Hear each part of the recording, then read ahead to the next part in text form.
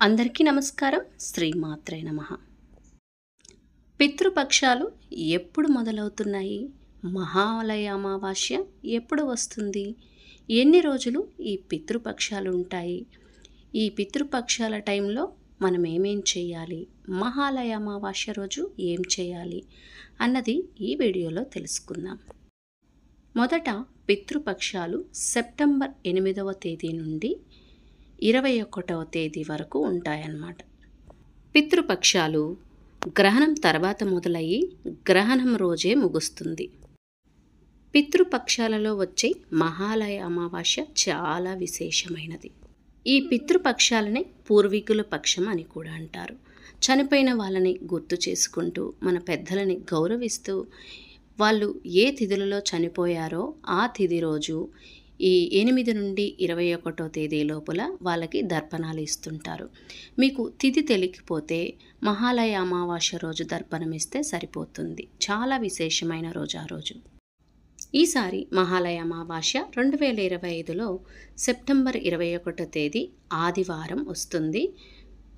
ప్రతి సంవత్సరం పితృపక్షాలు 15 రోజుల పాటు జరుపుకోవడం ఆనవాయితీగా వస్తుంది.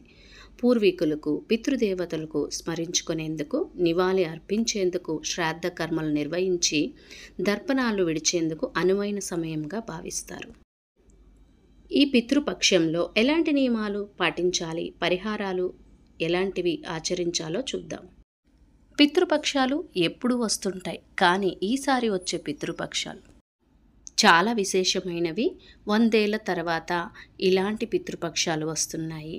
ఈ ఏడాది పితృపక్షాలు గ్రహణంతో ప్రారంభమై గ్రహణంతోనే ముగియనున్నాయి.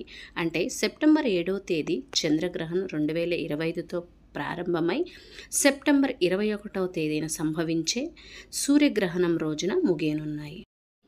ఈ పితృపక్షాలలో మన పూర్వీకులు ఆశీస్సులు ఖచ్చితంగా ఉంటాయి. దీన్నే మహాలయ పక్షం అని కూడా అంటారు. ఈ మహాలయ పక్షంలో ఆచరించే శ్రాద్ధ కర్మలు, దానాలు, చేసిన పుణ్యకార్యాల వల్ల సంతానం లేని వారికి సంతానం కలిగి వంశాభివృద్ధి కలుగుతుంది. పితృదోషాల పట్ల జీవితంలో ఎదురయ్యే సమస్యలు ఎటువంటి అడ్డంకులైనా తొలగిపోతాయి.